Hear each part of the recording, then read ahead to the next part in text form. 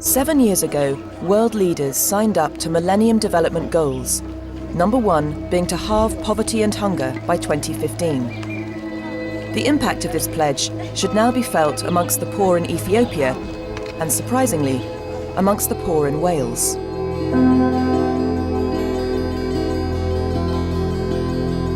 Low income is the common factor joining two young mothers in two very different societies. We visited them in the run-up to Christmas and again in April to discover how they're managing. The flour for the dough Asemu is kneading, she bought in the market.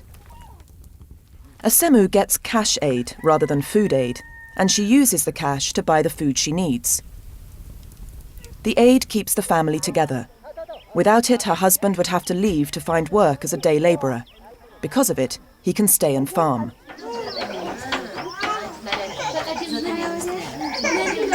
1 in 2 children in Ethiopia suffers from malnutrition.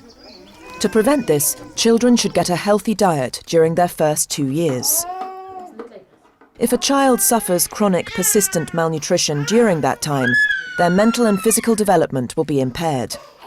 Their immune system weakened, their brain damaged, and their body stunted. This cannot be reversed beyond their 2nd birthday.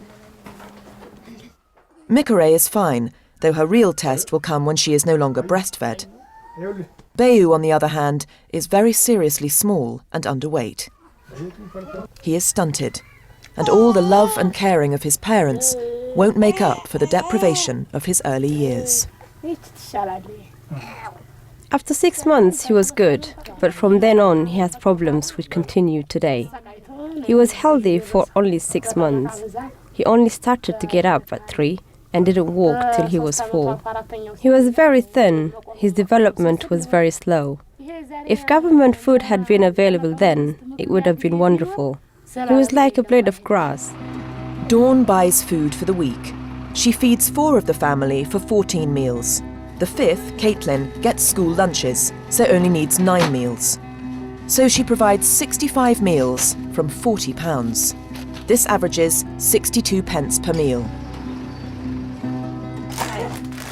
Pasta, tuna. I find it a lot cheaper to buy chips and junk food than to cook a proper meal from scratch.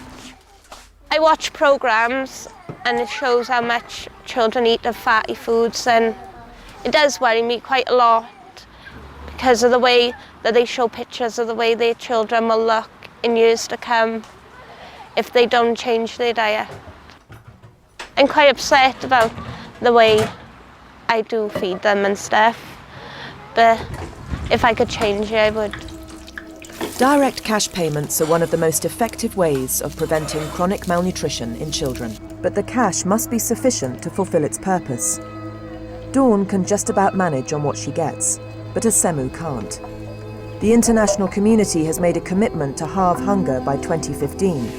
Asemu and Debru will tell you it's failing. What outrages us is that the programme has not been able to increase the payments in line with rising food costs, so that families are now struggling on the payments that are made available. That's why we're calling on rich countries to keep their promises, providing the money that's needed to enable programmes like this to succeed, so that Asemu's 2nd child can grow up without that stunting.